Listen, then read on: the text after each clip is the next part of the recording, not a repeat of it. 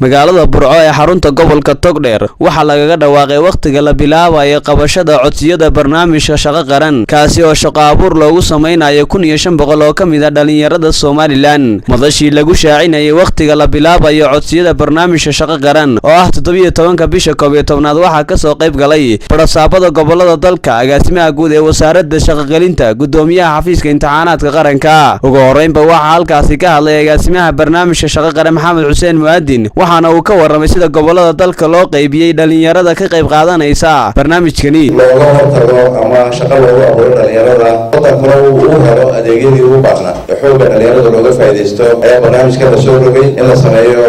barnaamijka shaqo qaran wuxuu leeyahay guddi heer qaran oo ka kooban 5 wasiir iyo gudoomiyaha hay'adda shaqaalaha barnaamijka shaqo qaran wuxuu ka dhashay himiladii hindisii madaxweynaha ee ku aadanaa horumarinta iyo jihaynta dhalinyarada Soomaaliland taasoo daba socota ballanqaadyadii xisbiga kulmiye ku horeeyay xilligii doorashada ujeedooyinka ugu muhiimsan ee loo aasaasay barnaamijka waxa weeye xoojinta isdhexgalka iyo isku kalsamaanta gobolka Sanaag 214 wiil 99 gabdhood 17 naafa 330 ku salaysan tiradan ay guddiga heer qaran ay ku saleeyeen 23 degmo doorasho codsadayaasha shuruudaha buuxiya ee gobol kasta gaarkiisa ayay u fadhiisanayaan imtixaan qoraal ah oo ay soo diyaariso wasaaradda waxbarashadu qof kasta wuxuu arjigiisa ku xareysan karaa halka uu ku nool yahay marka joogo ama gobolka ugu dhow ee marka joogo ardiga ugu weyn waa muwaadin dhibmaya agaasimaha guud ee wasaaradda shaqo gelinta Maxamed Cilmi Aadan gudoomiyaha xafiiska imtixaanaadka qaranka Daawud Axmed Faarax iyo sidoo kale gudoomiyaasha gobolada dalka oo kulankani ka soo qayb galay ayaa soo dhaweeyay barnaamijkan shaqo qaran barnaamijkan waa tusaale waa tijaabo waa barnaamijyadii xisbiga waa barnaamijyadii mataqaanaa aynu madaxweynaha ku dooranay mid kamid ah oo u baahanaya inaan ka midho dhalino waa life skillska la baraya iyo volunteerismka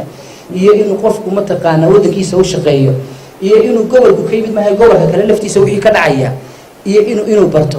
intiina waxa ka dhib badan hawsha anaga wasaaradda runtii waxa uu aad u adaga waxa la yiraahdo barnaamij aad iyo aad u wanaagsan inaguna sidoo maxaa sheegay waajibkeena saaran inta ay naga soo hagaagtay runtii aynu dhabarka u dhigano aniga aan gudoomiyaha gobolka Togdheer waxaan halkan ugu diray fariin dhammaan shacabweynaha Togdheer meel kasta oo joogaan gobolka Togdheer ka joogaan inay u diyaargaroobaan barnaamijka qiimaha dhaqaalaha badan ee shaqo qaran barnaamijka waa baarigaynaa waana soo dhaweynaynaa waana ka shaqeynaynaa biidni madaxda qaranka ee heer gobol ee gobolada ka timina waxaan leenahay soo dhawaada ummadda reer Sanaag inay u diyaargarowdo barnaamijka shaqo qaran arrintani arrin sahlan ma aha waa astaamaha qaranka iyo isdhexgalka ummadda waxyaalihii ugu horeeyay yayna nala sahlan ahaani waxaan halkan baa uga dirayaa dhammaan bulshada reer Soomaaliland gaar ahaan gobolka Maroodijeex anigoo ah gudoomiyaha gobolka Maroodijeex inay u diyaargaroobaan ardayda jaamacaduhu barnaamijkan shaqo qaran oo araajadiisa la qabanayo sabtida soo socota inay u diyaargaroobaan barnaamijkan shaqo qaran inay bilaabayso arji qabashadu 17 bisha 11aad